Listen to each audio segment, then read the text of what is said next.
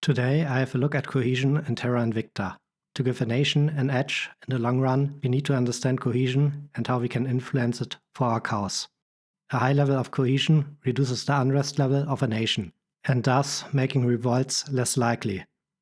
Also, since unrest above 2 decreases the investment points of a nation, we can get them back by reducing the unrest by increasing cohesion, which will increase the pace with which we can develop a nation. In this guide, I will set the focus on giving a general understanding of cohesion and the modifiers that are influencing its level. To avoid confusion later on, I want to emphasize directly that cohesion and cohesion rest state are two different things. For example, the cohesion rest state is used in the determination of the cohesion level, and then cohesion is used to determine the unrest rest state. To understand how we can influence cohesion sustainable, we need to understand the cohesion rest state first. The cohesion rest state determines the level at which cohesion will come to rest. If cohesion is higher than the rest state, cohesion will decrease monthly, and if cohesion is lower than the rest state, it will increase monthly, until the rest state is reached. The rest state has a base level of 20.5 and is modified by different values, about which I will talk later. These modifiers are either subtracted or added to the base level of 20.5, which gives the point at which cohesion comes to rest. Because cohesion can only go between 0 and 10, the calculated rest level is set to 10 if the calculated rest state is larger, or to 0 if it is lower. To see the speed at which cohesion can approach its rest state, I collected some data from different nations. And as we can see, the values varying between 0.1 and minus 0.25. The variations you see are caused by inequality. This means when cohesion is greater than its rest state, inequality causes a larger cohesion reduction per month until the rest state is reached. Beyond inequality levels of 4.5, inequality is not increasing the approaching speed of cohesion towards its rest point anymore. While cohesion is lower than the rest state, inequality seems to have no effect, and cohesion increases per month by 0.1. If cohesion is close to its rest state, then the approaching speed seems to slow down until the rest state is reached. These numbers will be interesting later again, when I discuss if it is more worth working on the cohesion rest state or influencing cohesion directly by spending investment points on the priorities of the nation. But before we can discuss this, we need to know what is influencing cohesion directly or the rest state. Cohesion is directly influenced by spending investment points on unity or knowledge. The amount of cohesion these priorities are generating is lower in nations with larger populations, as you can see based on these figures. When we concentrate on the knowledge priority first, we see that at low populations, the priority is way more effective. And the effectiveness is decreasing by a power law that seems to only depend on the population. This means that at high populations, the cohesion gain from knowledge is about the same. Further, knowledge increases cohesion if cohesion is below 5 and decreases it if it is above 5. The amount of cohesion we get from unity seems to follow the same population trend, but this time the plotted values are varying way more.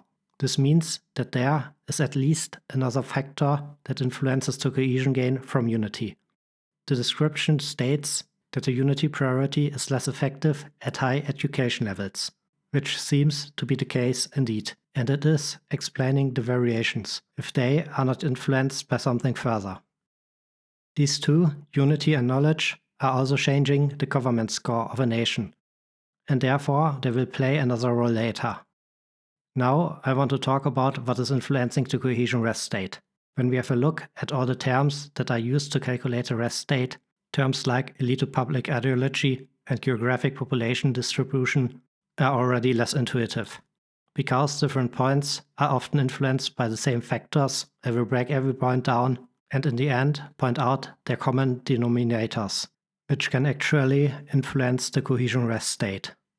The first cohesion rest state modifier on the list is inequality. Inequality allows the cohesion rest state and expresses how well wealth is contributed in a nation. When we have a look at how strongly inequality lowers the rest state, we find two conditions. Before inequality is subtracted from the cohesion base value, it is modified by a factor of 3.5 if it is lower or equal to 4.5. If it is larger, then every point above is squared and additionally subtracted from the cohesion base value. Inequality is raised by spending investment points on the economy priority of a nation or by spoiling a nation. To reduce inequality, we can spend investment points on the welfare priority.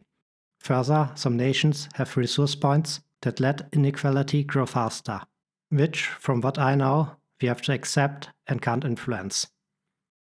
The second point on the list is the per capita GDP. For every $100 below 7,500, it decreases the cohesion rest state by 0.1. To reduce this problem, we can simply raise the per capita GDP with the economy priority. Because population is part of the per capita GDP calculation, a growing population can reduce it, and therefore the cohesion rest state could decrease. The next modifier for the cohesion rest state calculation is population itself. We already see that population plays a major role in this game, because it influences the determination of many things.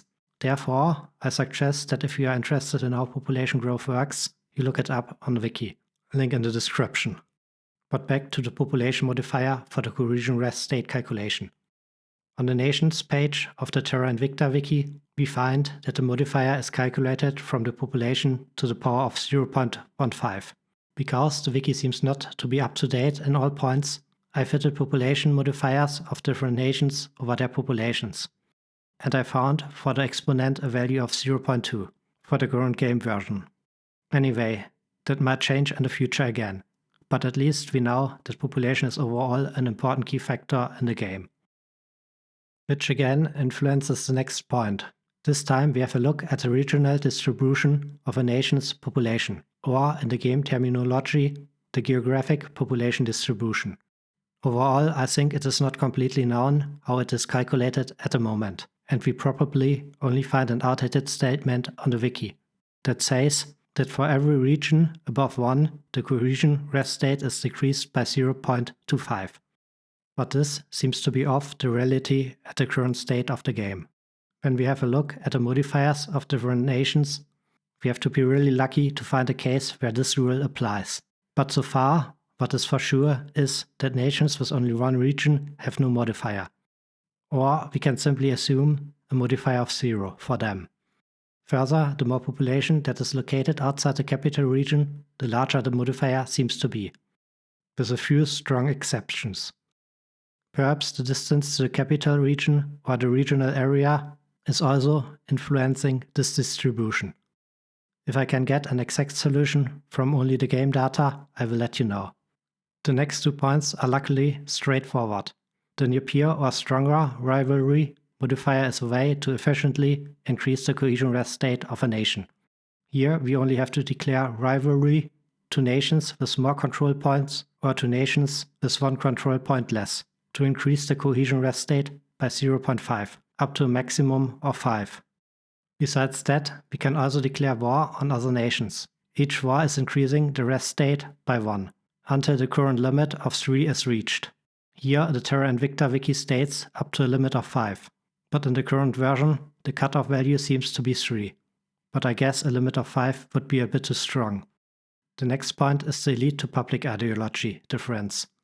What we must know to understand this point is that every faction has an ideology and that the elite ideology is the average ideology of the control point owning factions. The public ideology is represented by the support of each faction on the public opinion screen. It is calculated by adding up the products of each faction's ideology with its public support in a nation. Conclusively, to reduce the cohesion rest state, we must shift the public opinion to our side. We can do this with the unity priority or public campaigns. The last modifier is determined by the government type. Here, different modifiers apply depending on the government score. If the government score is greater than 6.5, then the cohesion rest state modifier is either negative or positive. If the cohesion rest state is greater than 5, the modifier from the government will be negative. And if the rest state is below 5, then the modifier is positive. In other words, a government score larger than 6.5 will try to center the cohesion rest state at 5. In this case, the government modifier is the product of 0.5 and the difference between the government score and 5. If the government score is lower than 3.5, then the cohesion rest state is increased by the difference of 3.5 to the power of 1.5, and the government score to the power of 1.5. If the government score lies between 3.5 and 6.5, then the rest state modifier is the difference between 3 and the product out of 2 and 5 minus the government score, or the product out of 2 and the government score minus 5. The first case applies when the government score is between 3.5 and 5, and the other applies when the government score lies between 5 and 6.5. Because unity and knowledge are both changing the government score besides cohesion, they can be a long-term solution against low cohesion scores if we can manage to change the government type with them lasting. Now we have a look at all the different cohesion rest state modifiers. But what is actually their common ground? So far, our options were to use unity and knowledge to modify the government type or as a short-term solution against low cohesion. Unity can also be used to decrease the elite to public ideology difference. Further, welfare can be used to reduce inequality and the economy priority to increase the per capita GDP. Overall, large populations seems to be disadvantages, directly or indirectly, because larger populations mean less gain from unity, welfare, and knowledge priorities, and the GDP has to be split between more people. More regions seems to be bad, because of the geographic population distribution, and rivalries are a straightforward way to increase the cohesion rest state. So which are the methods to focus on? I think the first point is that unity and knowledge shouldn't be used to raise or lower cohesion, but only to work on the cohesion rest state. I hope you can remember that cohesion always tries to reach its rest state. When we compare the value with which cohesion approaches its resting point with the cohesion change that unity and knowledge can apply, we see that these are easily cancelled out by the monthly changes with which the cohesion approaches its rest state. Consequently, it is more efficient to alter the cohesion rest state than raising cohesion itself. If cohesion is pretty high and we are an immediate threat of running into unrest, I think declaring some rivalries is an easy way to reduce the rest state. Although wars are an easy way, but they could come with other risks. So I would always be careful with this option. Further, if the difference between public and elite ideology is large, running some public campaigns or investing in unity are great strategies to reduce this difference. I think this was it with the fast ways to change the cohesion rest state. To check how we can influence the cohesion rest state with our priorities the fastest, I simply plugged in the changes they induce to the cohesion rest state in the formulas to calculate their part in the rest state.